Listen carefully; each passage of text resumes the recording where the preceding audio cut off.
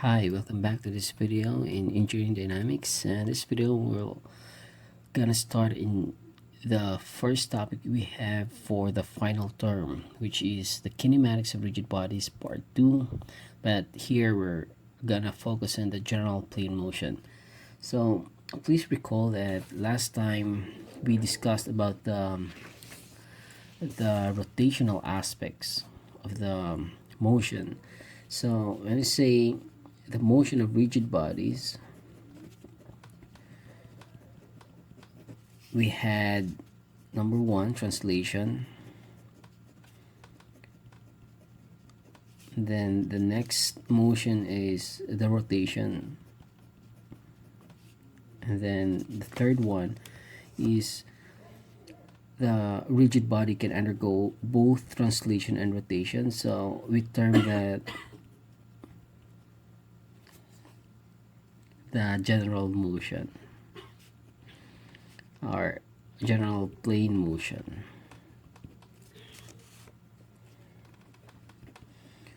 Okay, so the translation part we didn't discuss much because the translation for point mass or particles are just the same for rigid bodies undergoing pure translation. So recall that this translation could be a rectilinear, which means that the object or the body can move in straight lines. So for example, this is our body, and then it moves from one place to another on a straight path. So we call that rectilinear translation. But it's also possible that this body here could undergo a translation, but the path is curved. So we call that curvilinear translations. Okay, so you notice that this body, as it moves along this curved path, doesn't rotate. So that's why we still consider that a translation. But here, the second motion that we considered, and that's actually our previous topics, and we solve a lot with this one. It's about the rotation or rotation about a fixed axis. So meaning, for example, this is our axis of rotation, the center one. And then we have this rotation motion on this body. So we have seen last time that these rotational variables or equations are just almost the same as this translation. So let's just have some review regarding these variables, kinematic variables. So in that translation, we refer to, like for example, delta S as the change of position or the displacement, and then the unit is meter per not meter per second, just meter. So here in rotation,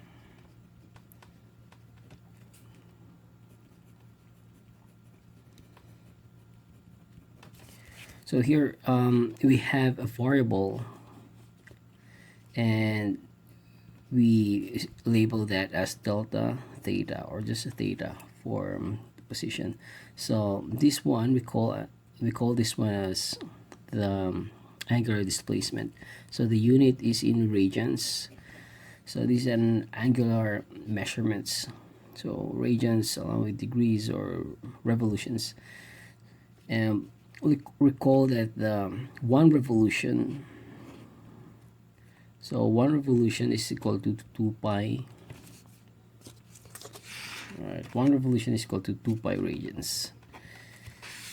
And then we had this velocity over here. So for the rotation, we have angular velocity, and the unit is in radians per second. So here, meters per second or feet per second, depending upon your systems of units. And the other one is the acceleration, which is meter per second squared. So here we have angular acceleration, which is radians per second squared. So basically they're just the same, I mean, they look the same, but of course this one is along a linear path or curved path, whereas here it's more on the angular reference. So basically, the mathematics here, or the derivatives or integrals associated with this translation thing, is has also a counterpart for the rotation. So if this equation, the governing equations here, recall that we have ds all over dt, and then acceleration is the derivative of velocity with respect to time. So here it's just the same. We have d theta over dt. So for angular acceleration, it's just it looks the same basically. So therefore, whatever mathematics we have here, or the equations that we had, for example, constant accelerations, then we will also have a counterpart here. So that's it. And then in the previous topic, we had our we had additional topics on speed ratio. So there is a relationship between this angular, let's say, this is your axis of rotation, and then, or let's do the three-dimensional. So for example,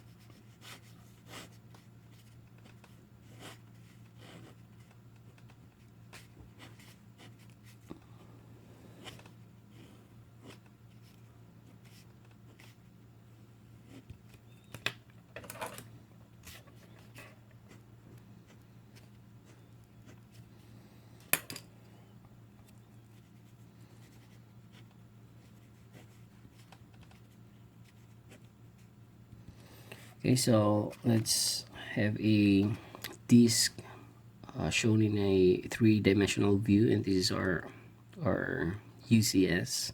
So x, y, and then the z-axis is the one that goes vertical.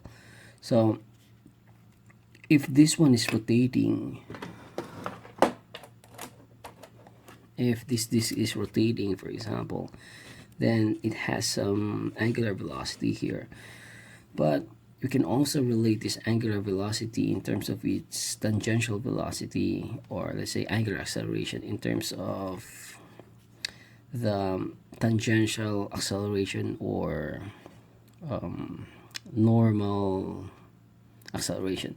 So there's a relationship between this angular. So this is it. Let's say, for example, this is the point of considerations, that we want to know the equivalent linear velocity. Then the distance from this point of rotation up to here, then let's say that's the distance r. So we have an equation here that the velocity is omega r. So the linear velocity is equal to omega times the distance. This is expressed in terms of scalar, but for a vector, then it's just this one. So it's the cross product of the angular velocity and the position vector. So it's also true, we have also derived that this one is also true for acceleration, and we put that acceleration is actually, since there are two parts of acceleration, because recall that in our topic on kinematics of point mass and along the path coordinate systems, we have the normal component and then the tangential component for acceleration, but for velocity it's just tangential. So here we will have tangential acceleration, which is equal to the angular times the radius. And then the normal is, we also derive that as omega squared r. Okay, so this is scalar. And in terms of vector, I think it's like this. It's a cross product of r, but for the normal acceleration, it's just a scalar product. I mean scalar squared. So this one is scalar, and then this one is the vector. So let's label that. This is the vector, and then this one is scalar. So also with this one, so this is scalar, and then this one is vector notations. So I'm really emphasizing this one, scalar, and then the vectors, simply because there are analyses when we move to the general plane motion analysis. We'll be using sometimes scalar or sometimes vector, or maybe other times both. So so in this lecture, we're actually gonna deal with rigid bodies undergoing the general plane motion. So it means that the body translates and rotates at the same time. Okay. Okay, so one of our example here in our lecture handouts is the excavator. So the excavator equipment or construction machine, you see that there's a bucket here, and then there's let's say a boom and arms over here. So actually the capacity or the function of this excavator is achieved by the coordination of both the rotation and the translation of the various parts. For example, this one, so this bucket here can actually rotate along this axis. So or we'll use this one. So also here on the joints, so rotation and translations are coordinated so that it can achieve its intended functions.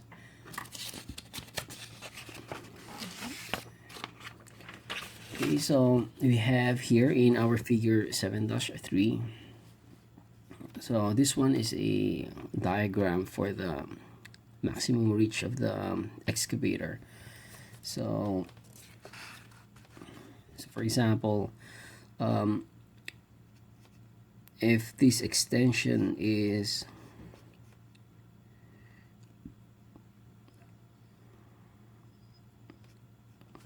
right, so I think this one, so let's say that the boom is positioned in its maximum position. So this will be the maximum reach it will achieve. So plus with the curves, with rotations, then you will get the profile for this reach here. So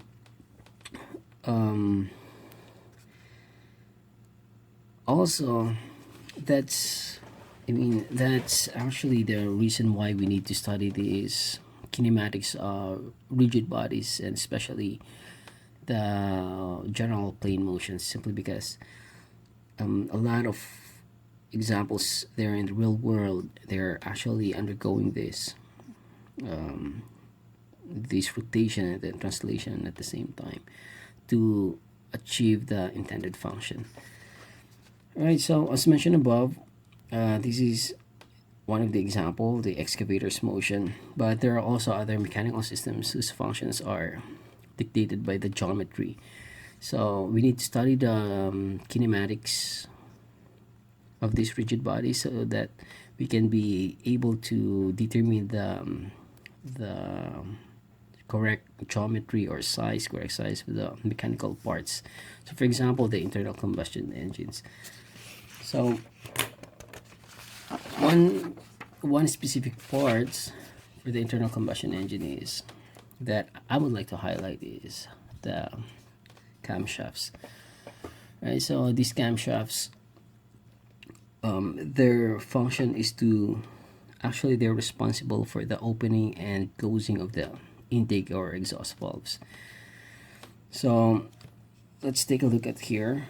So here, this is the shaft, and then there's some cam profiles here. So when the shaft rotates, okay, so when the shaft rotates, then you see this pointer here. So there will be a point wherein it will touch this follower over here that is attached to the springs and the valves. So once this pointer here reach this one, so it will push actually this one downward, so making this valve open.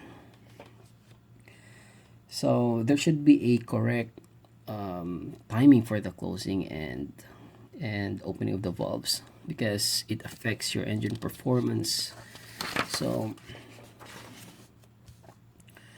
here we have the valve timing diagram. So if you recall in your thermodynamic class that, for example, a gasoline engine is composed of, or the strokes, I mean, it's composed of 4 strokes. We have the intake, compression, what else? Power and exhaust. Okay, so if we try to draw it here,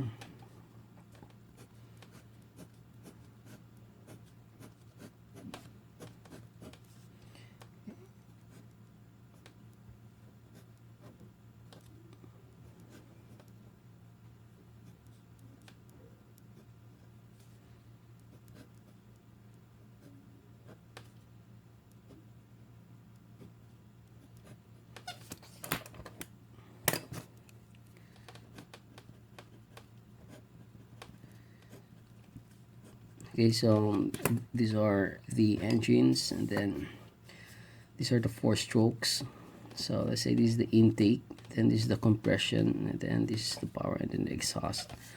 So here we have valves. Over here we have 2 valves, the intake valve and the exhaust valve. So during the intake stroke, we have the intake valve is open because it has to draw the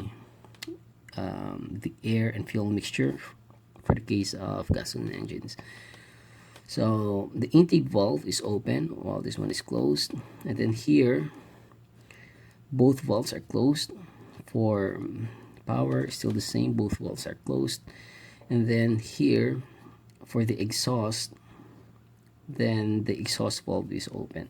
So if you notice the motion, so this one goes downward